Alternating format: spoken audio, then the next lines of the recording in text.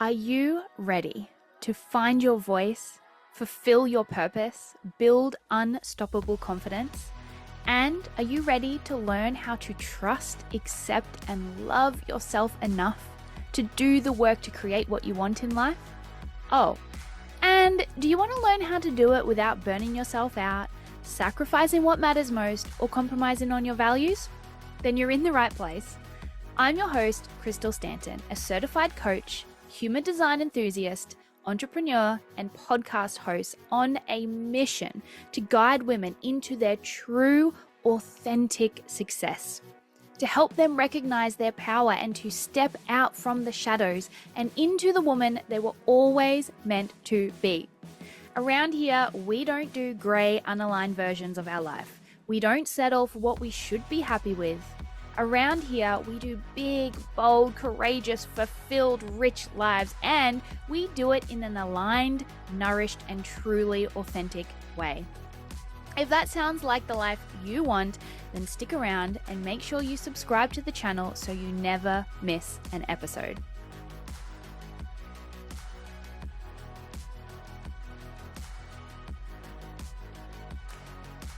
Hello, welcome to another episode. Alrighty, so today I want to talk about something that I spend a lot of time on with people that I am called upon to share my knowledge of and to work with teams on. So this is something that I have been working on in teams within schools recently, and it's about well-being. Okay, so today I really want to talk about well-being, what well-being actually is, not what we think it is, what it actually is, and what it requires to be well. So strap yourselves in, because I know for a lot of you listening to this podcast, you will understand this and you will be on this journey. But for some of you, this might be the kick in the pants or the wake-up call you need, or the light switch going on that you need to actually start creating effective and making effective change in your life in the direction of your dreams. So we're going to talk about well-being and how we improve our well-being. Now, let's start off with the secret to well-being. Okay, the secret to well-being and the truth about well-being. The biggest thing that we need to remember when it comes to well-being are these 6 words.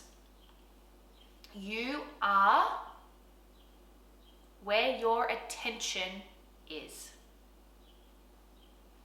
You are where your attention is. Whatever your attention is focused on, that is who you are. That is what you are. That is what you will be experiencing. Whatever you're focusing on is what you will get more of. And this is because of that little bouncer in our brain, our reticular activating system.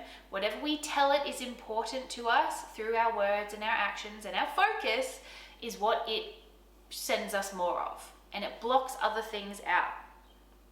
So if your attention is constantly outside of yourself, is constantly focusing on what you don't have, what you don't like, what pisses you off, what's missing, how it's somebody else's fault that XYZ happened, that the government should do more, that it's my workplace's responsibility, that this, that, the other, right? If you're focusing on scarcity, lack, fear, if you're focusing on I feel terrible, I feel lazy, I feel unhealthy, if you're focusing on I am unwell all the time, I'm sick, I'm in pain, whatever you are focusing on is what you are.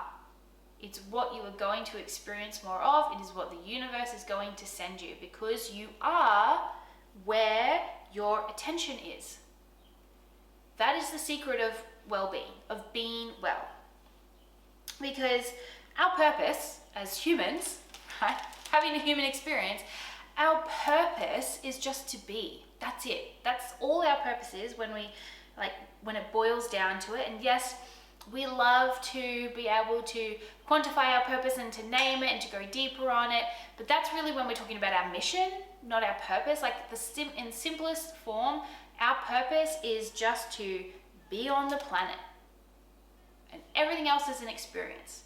Yes, we can then have a mission a service, a thing we're here to do, but your occupation isn't your purpose, your brand isn't your purpose, your business isn't your purpose, that is your service and your activity, right? But the purpose is to be the person that does that service or activity. That's why it's called well-being. Well-being, right? Not well-doing or well-having, well-being. It's all about our habits and standards. It's all about our frequency. And the truth is that well-being actually requires work. It is inconvenient to focus your attention onto your well-being. It is inconvenient to change our habits and standards so that we can be well. So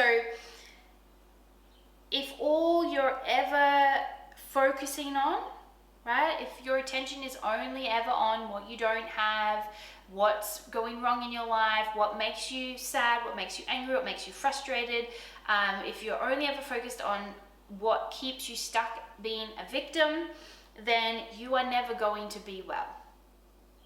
You will never experience true well-being.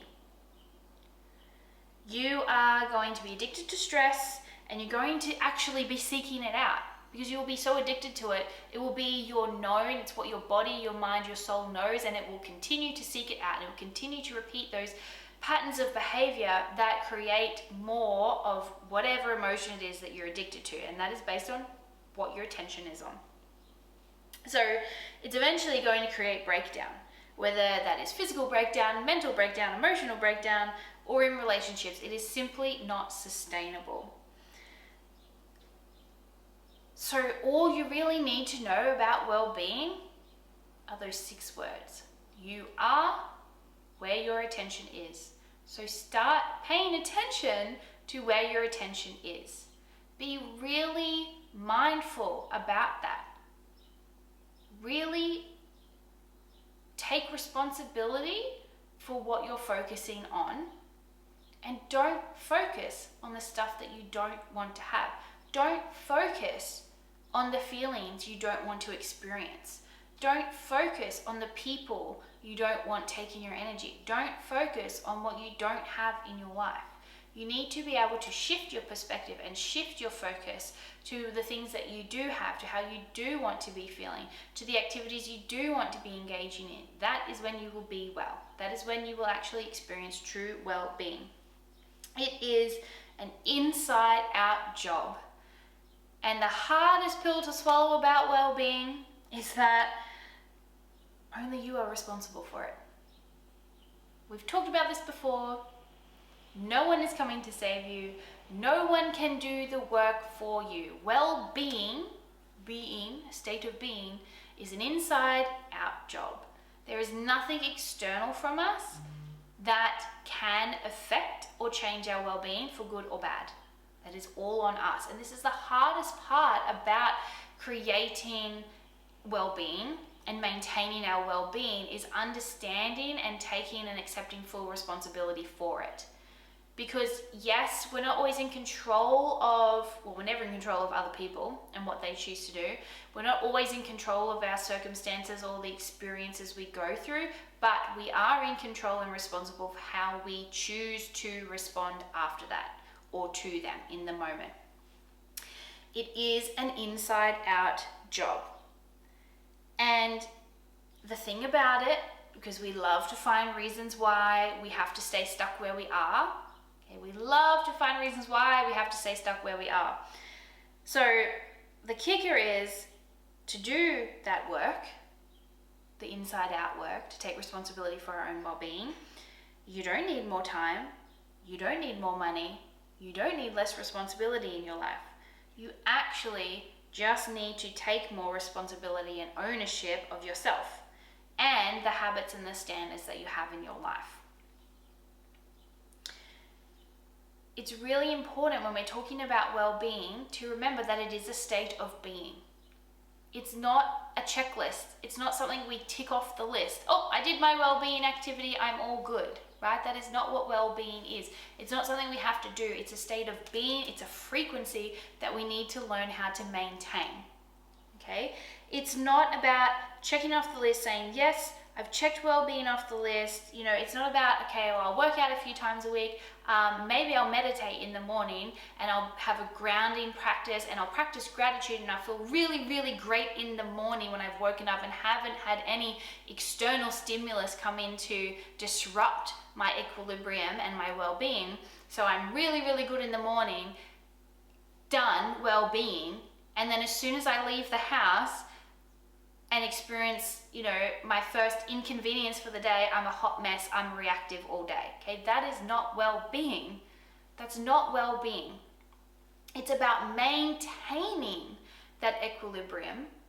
It's about being able to experience those inconveniences through the day. It's being able to experience other people's energy, other people's emotions, being able to experience stress and factors outside of us and maintain that equilibrium, maintain our well-being internally while all of that is happening. That is the goal of true well-being. That is the goal that we're working towards. Brent has a really, really good friend. And I remember one of the first few times I met him, he said this thing that always stuck with me, and I feel like it's a perfect example of this right here, maintaining your well-being. He said, I don't remember what they were talking about, but you know, someone was complaining or whatever, or something was stressful at work, and he was like, oh well, that's why my shoulders are sloped. Shit just slides off. That shit just rolls off. And I was like, yes, that is it. We need to build this interior empire that is so grounded, so solid, so strong, so present, that as it experiences outside influences, it's able to maintain itself. And this is why well-being is actually a lifestyle. It's not a to-do list, it's just a lifestyle. It's something we need to be able to maintain at all times. Otherwise, you're not experiencing well-being. If you like have a well-being practice, but then as soon as you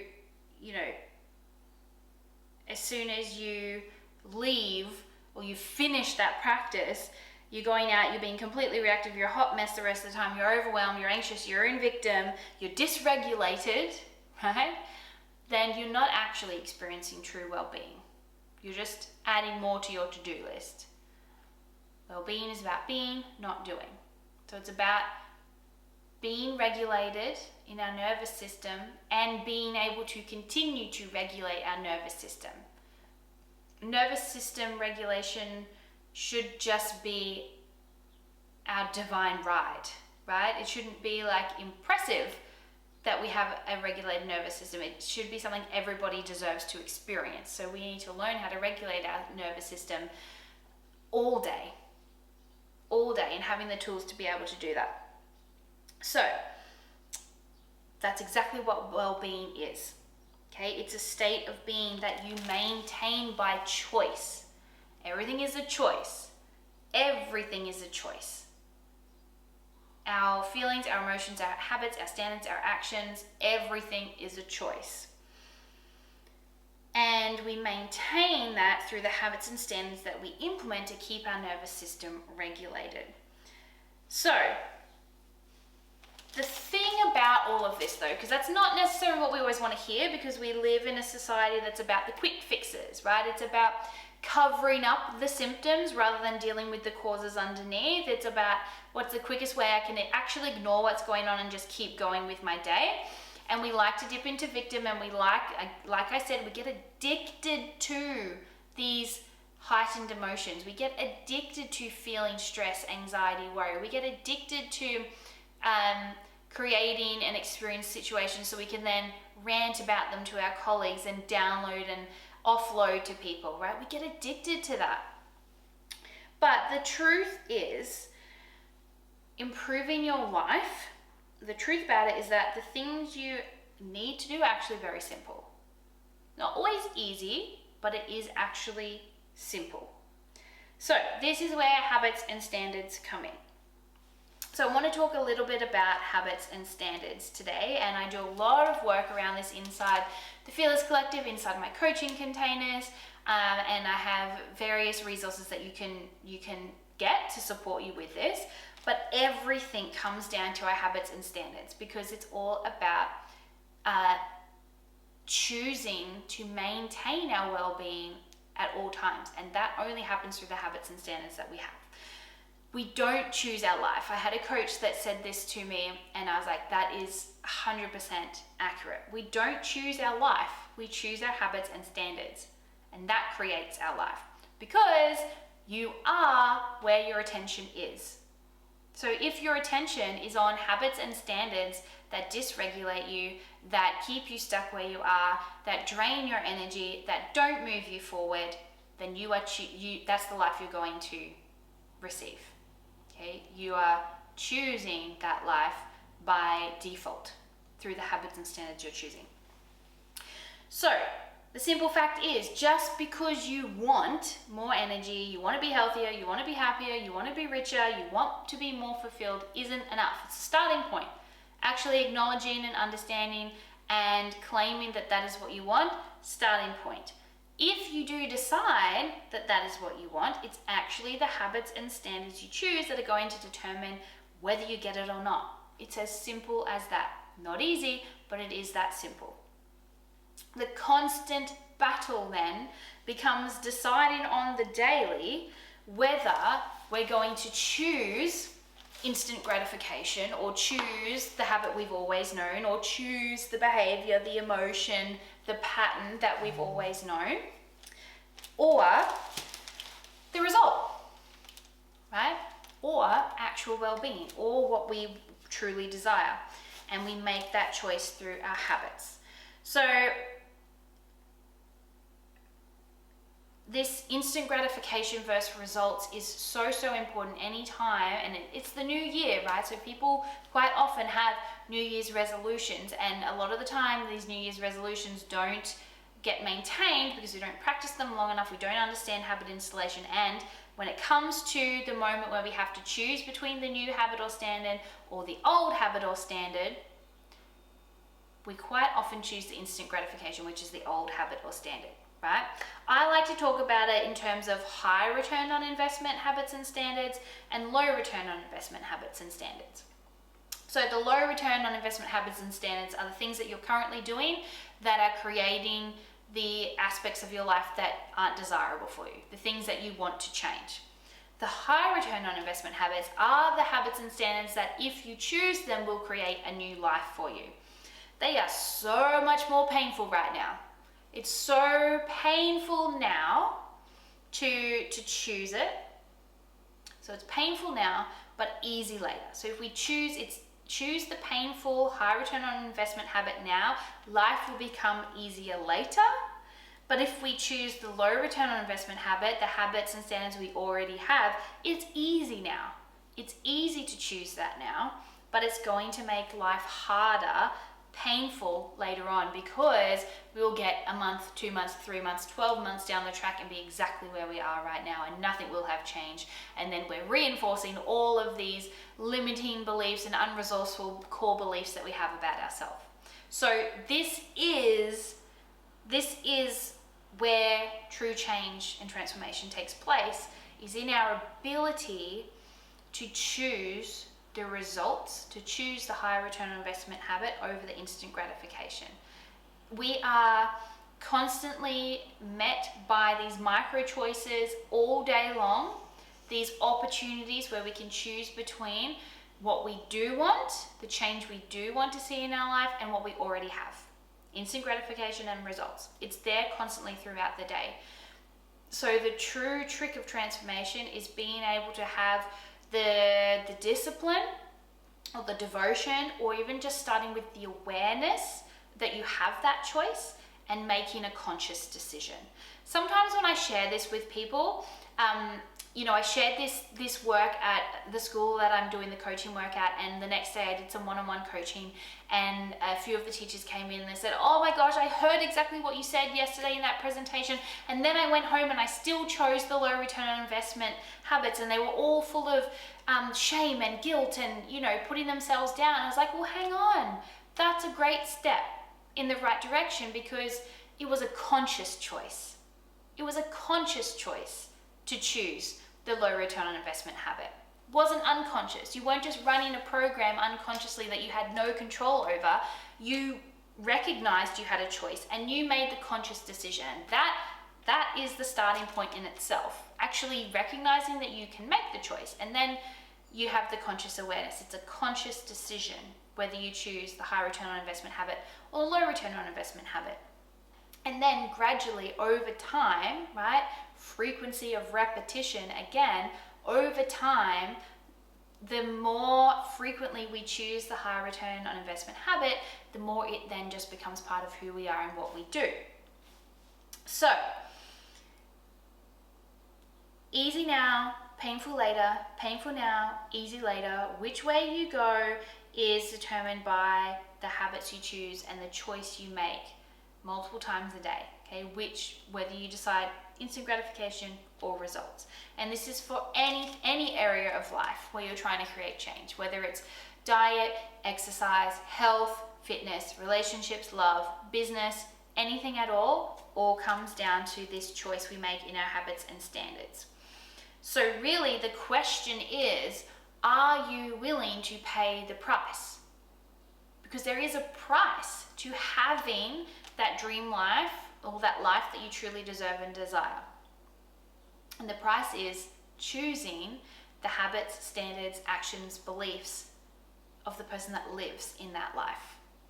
That is the price we have to pay. There is a price to well-being, and are you willing to pay that price? If you are willing to pay that price, then you will get to experience well-being, true well-being, being well.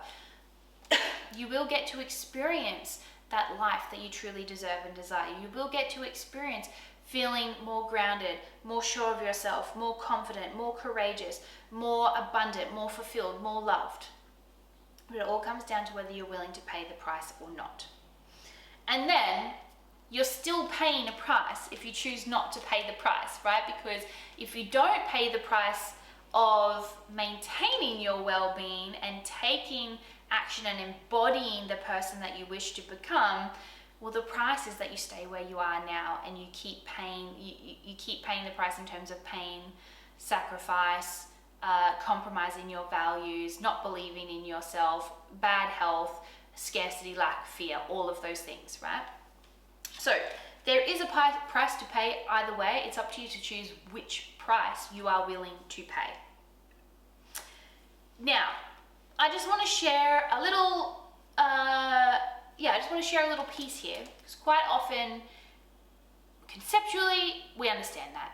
It makes sense. We get it. We know that if we want change to happen, we have to actually make change, right? We need to swap out unresourceful habits for resourceful habits and standards. We get that. Our brain is capable of understanding that. We are intelligent beings. But that takes effort. It takes work. It's not easy. And our brain is designed to be efficient. And it takes a lot more work for your brain to reprogram itself and to reprogram your habits and standards than it does to just keep continuing to do the same thing. So what we will do is dip into our stories, dip into our excuses. And the biggest one of all that always comes up, because it is our most important resource, our most valuable resource, is I don't have time for those habits and standards.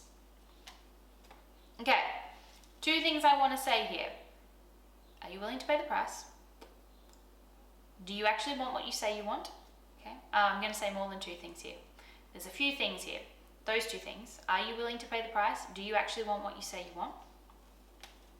And then it becomes a process of time auditing. So have a look, and this is the process that I have been doing with teachers in this school, is it's a process of, okay, actually write it down. What are all the activities you do every single day? Have them, see them visually. What do my days actually look like? What am I filling my 24 hours a day with? Getting really, really clear on exactly how I'm filling all of the hours I'm awake. What activities am I filling that time with? And then having a look at those activities and being ruthless. Do I actually have to do all of those activities? Are they resourceful habits or unresourceful habits? What can I outsource? What can I let go of? What is actually keeping me stuck where I am? What is helping me buy into or continue living in a story or reinforcing old beliefs or limiting beliefs or unresourceful beliefs? And then you should be able to find time to redistribute within that process alone. But if it is absolutely impossible to redistribute any time in the current hours you are awake, then I have another little nugget for you that you won't like, but it will give you a whole extra day each week. You know how people are always like, oh, if I only had 8 days in a week. Here it is. So here's how you find it. You're not gonna like it, but here's how you find it. First of all, wake up 1 or 2 hours earlier than you currently do. That's going to give you 7 to 14 extra hours per week. Or go to bed 1 to 2 hours later. That's going to give you an extra 7 to 14 hours per week. Or redistribute 1 to 2 hours of screen time per week. That's going to give you 1 to 14 hours per week. Now, normally when I say that, people are like, oh, I don't spend 1 or 2 hours on a screen. If you have an iPhone, it will tell you how much screen time you have every week, and guarantee you, you'll be very shocked and surprised by the number that it comes up with. Especially because if you are not using your phone for resourceful things, quite often that time is just pure doom scrolling. And you'll be very shocked by that. You will have time to redistribute that. Or redistribute how you're using that screen time, what you're doing in that time. Also, how many of us, because we are burnt out, because we are exhausted, and because we don't know how to change where we are right now, how many of us zone out at the end of the day and watch multiple episodes of a show on Netflix or some streaming service, right? We want to tune out, we want to, just completely zone out, so we put on the TV, and 1 or 2 hours later, we've either fallen asleep on the couch or we're dragging ourselves off the couch to go to bed. And we've just received a whole lot of overstimulating negative programming into our brain that we're now going to go to sleep and marinate our subconscious mind with. Okay? You have time. There are pockets of time that you have available to you. It's just about auditing it and being honest without guilt or shame. We all do it. We all do it, right? We all need to regularly do this process. Even if you have been on this journey, even if you have done this, it's amazing how easy it is for it to creep back in. Or it's amazing, like, you still need to audit and check, okay, well, the habits and standards I chose 6 months ago that got me here, are they still the habits and standards I need to get to my next goal? Or do I need to change them again? We always need to be evolving, expanding, growing, learning, okay?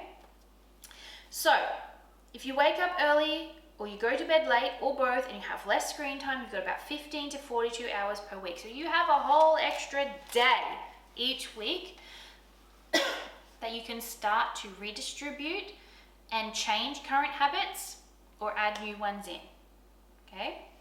So, with so much love to all of you and with so much respect and understanding, I kindly will be calling bullshit on the I don't have time, okay? And, okay, because I do have empathy and understanding, I will acknowledge that you may be in a period of life right now where you really are just surviving, okay? Like, maybe there are very specific circumstances right now that have created a situation where you are in pure survival mode, but we want those periods to be short term. We want them to be short term. We don't want them to be long-term. We don't want them to become part of our identity. So if you're experiencing something right now where you're just like, I just have to get through this, I just have to survive this, I get it. It's not time for this. But if that has now extended out and it has become just part of your life where you're living in this cycle of fight, flight, freeze, stress, anxiety, okay, you need to do some hard work now to start changing aspects of your life so you can get out of survival mode. Sometimes we have to be in survival mode, but we can't stay there. That is how we die. That's how we die. That is literally how we kill ourselves before our time is due. Because we don't ever learn or do the work to get out of survival mode. All right. So here is a really simple tool that you can use to start raising your frequency that doesn't take a lot of time. And I have so many little tools. I'm all about tools that are efficient, time efficient, and don't require a lot. Because I'm a busy mum, I'm running my own business. My husband works 7 on 7 off, right? So my tools need to be efficient. One of my favorite ways to just start raising our frequency and our vibration and to start to shift our perspective and our focus away from what we don't want and onto what we do want is called a gratitude rant. So, gratitude rant. The way it works is the exact same as a regular rant, except instead of going on a tirade about all the things that are wrong in the world and the things that you hate and how this person did this and this person did that and it should be done like this and creating more stress and anxiety and anger and resentment within our body, we're going to go on a rant about all of the things we're grateful for. All of the incredible things we do have, all of the things we have to be thankful for. The fact that we woke up and are alive today, the fact that we are breathing, the fact that we get another day here on the planet to live, the fact that we have clean drinking water, the fact that we have lights on, like whatever it is, go as broad or as deep or as specific as you need, your friends, your family, the opportunities that you have, the time spent with loved ones, whatever it is, go on an absolute rant about it. And I guarantee you at the end of it, you will feel amazing. You'll feel amazing. You'll feel so expanded and so joyful and so light and so full of unconditional love and gratitude and thankfulness.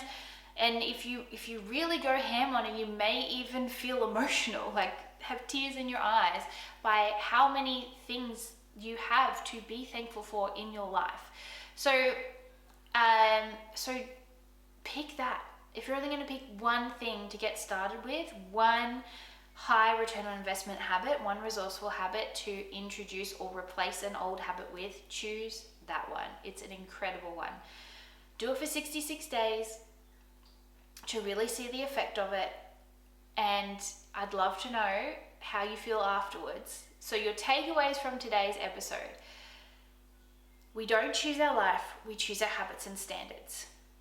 Well-being is a state of being. It is a frequency that we need to maintain. We need to learn how to maintain at all times, not just check off on our checklist. And we do that through our attention. You are where your attention is. So to start working on this really important aspect of our lives, do a time audit.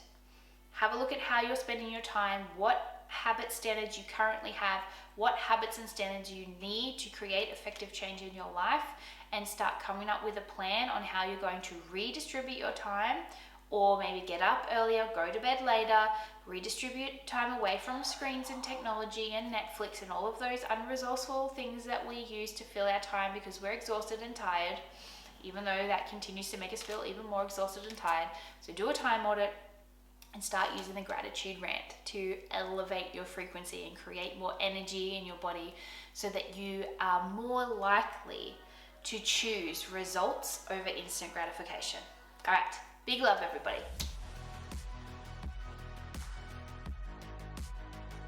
Thank you so much for listening to today's episode. I really hope you received exactly what you needed from it. I absolutely loved sharing it with you. I'd also love to know what you thought, so please leave a comment or a review for me to respond to, or just come over and say hi on my socials. If you'd love to be a guest on the show, or maybe you have a question or a topic that you'd like me to talk about, then please send me a message. I absolutely love to connect and really This podcast is all about you. And your success. So tell me what you need to hear more of. If you really enjoyed this episode, please give it a like, or even better, send it to someone you know to spread the love. Let's get this authentic success movement happening. Okay, that's it from me. Big love. Now go out there and be amazing.